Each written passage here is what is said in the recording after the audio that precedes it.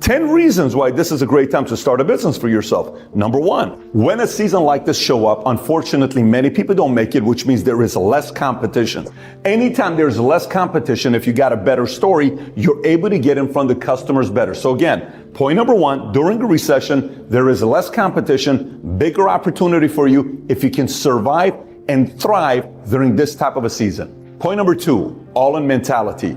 Unfortunately and fortunately, when times like this comes up, recession, market crash, backs against the wall, people don't have a choice but to be all in because they have to pay the bills, they have to survive, they have to fight. There is no choice. So a climate like this attracts a team of people that are willing to say, let's roll up the sleeves. Listen, man, this ain't good times. We got to go out there and fight.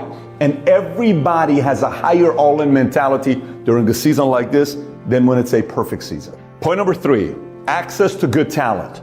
So when a market turns, and it's kind of like it is today, good talent gets fired. Amazon just laid off 180,000 people. Banks are letting people go. Facebook's not hiring people right now. Google's telling people you better come in or else. A lot of companies are letting go of people. This is not like they're getting rid of their bad people. They're just getting rid of people because they have to get rid of people. What does that mean to you? Talent is out there and typically at a lower cost than it was before when the market was great. So for a startup or a new business, you can get talent at a reasonable price today that you couldn't get a year, 2 years ago.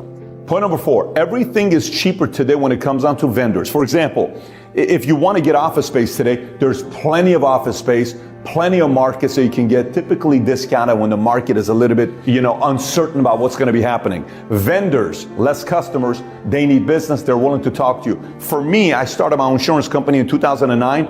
I'll never forget the meeting I had with AIG.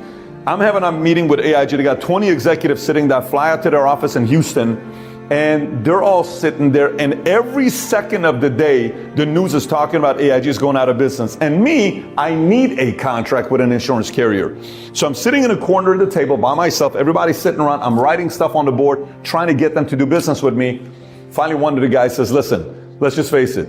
We need someone right now to write our business because people don't want to write AIG, and you need somebody that gives you a contract. We think we got a perfect marriage. And he was right. They gave me a contract because nobody else was giving it to me. I was a smaller company, newer company, and they needed somebody to write their business, and we were willing to do it. It became a perfect match. We got the opportunity. They got the win. Everybody moved on. But if the market was great, that may have not happened. Point number five, it takes a downturn to find out who's real and who's not. The reality of it is, when I was saying this is a pruning season, we don't really know who's real and who's not. We don't really know who's tough and who's not. Running a business is very, very, very hard. Don't let anybody fool you. For every one person that makes it, 98 go out of business. Just keep that in mind. It's not like one of these things where everybody goes out there and does it. So for you, if you're sitting there saying, man, I don't know if I want to go out there and start a business, no problem. Go find somebody that is and team up with them. But the reality of it is, if you are somebody that's not afraid of hard work, if you are somebody with a real vision, if you are somebody that's willing to pay the price, this is the perfect season for you. Point number six, it takes times like this to reveal the real disruptors. By the way, what do I mean by this? When season is like this and everybody is scared and things are breaking, you're able to see, if I was running it that way, I would have done this. Ooh, if I had done, I would have done it this way. Ooh, what if we did it this way? Oh, what if we did it that way? This is like, for example, education. We had a podcast that we did on education today, and the whole conversation was, if all these things are broken today, what if somebody actually produced a great university where you truly wanted your kids to go there? Because when people came out of that school, they were stronger, they were leaders, they were doing great. You would want them to go in there, right? Well, it takes an economy like this, a climate like this for education and universities that are getting called out left and right for somebody to come and disrupt it. So for you, whatever industry it may be, you may be looking at an industry saying, I would have done it in a very different way. This is a perfect season for disruptors to be born. If that's you, perfect time for you. Point number seven, cheaper equipment due to more bankruptcies. So I had a friend of mine that one day, this is in 2008, all of a sudden he says, Pat, take a look at the gym I just bought. I said, what are you talking about? He says, come take a look at my gym.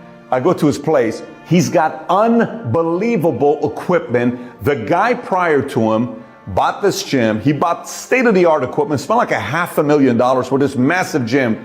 He came, he bought it pennies on the dollar. I think he spent less than like $80,000 on the equipment. all in-house. The equipment was only used for 3 or 4 years. He took it over. Why? Because there's a lot of discounts right now for people that couldn't build it, couldn't make it in business. We just went and looked at a property right now, 150,000 square foot building that we may make an offer on or not. And they're asking, here's what we're asking, here's what we're asking. I said, listen, I'll make a cash offer of $22 million right now if you want to. And they're like, well, there's no way we're going to be doing that. No problem. It's okay, because I don't need this building, but I'll make a cash offer of $22 million. Point is, everything is discounted during times like this. So if you are starting a business, you don't have to buy things at full price. Things are discounted by others who weren't good operators, and the market doesn't favor good operators. The whole concept of this is, somebody may say, well, Pat, isn't that kind of cold? It's not. I learned very quickly when I went to summer league to see if I can play for my basketball team, even though I'm 6'4", 6'5". By the time it was done, guess what? I was not ready, and they didn't put me on the team. As big as I was, as tall as I was, as fast as I was, I did not make it. It was a pruning process. That means I'm not meant to be a basketball player, just like a lot of people are not meant to be operators. Everybody can go out there and find out if they're an operator. If you do, if you have the guts and courage and you say, I'm going to do it, or you're going to partner with somebody, this is a good time, and things will be discounted. That's just the reality of it. Number 8, investors have fewer opportunities to invest in. What does this mean? When, again, pruning season comes in and a lot of people don't make it, investors don't have a lot of opportunities, because not a lot of people are starting businesses during that time. You know, just a year and a half ago, oh, you can invest $100 million in this, $5 million in this, $2 million in this, $1 million in this, $500,000 in this. There aren't that many opportunities during downturns, which if you are somebody that's putting up numbers during a season like this, it is a lot easier to get the attention of investors today than maybe you would have gotten 2 years ago in a great market. Point number 9, incumbents became lazy. What do I mean by this?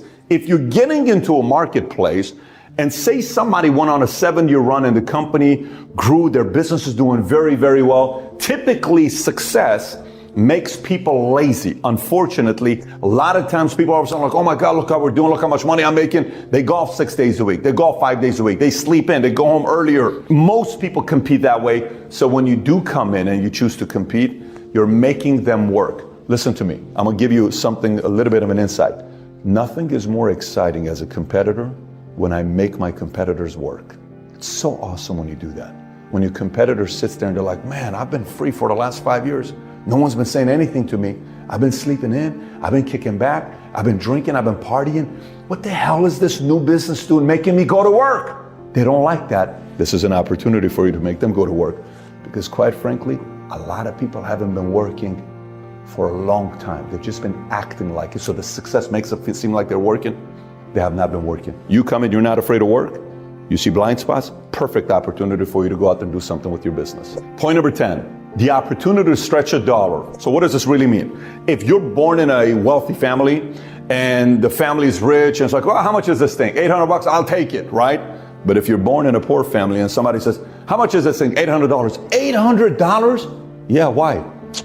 I can only afford to give you $450. $450? Yeah, I can't give it to you for $450. Man, I can't do nothing about that. That's all I got. I'll give it to you for $650. Nope.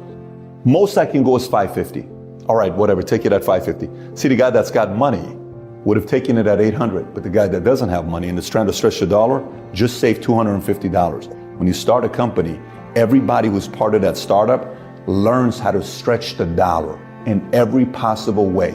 Your competitors that have been around for a while with a lot of cash in the bank account, they don't know how to stretch the dollar. That's an edge for you.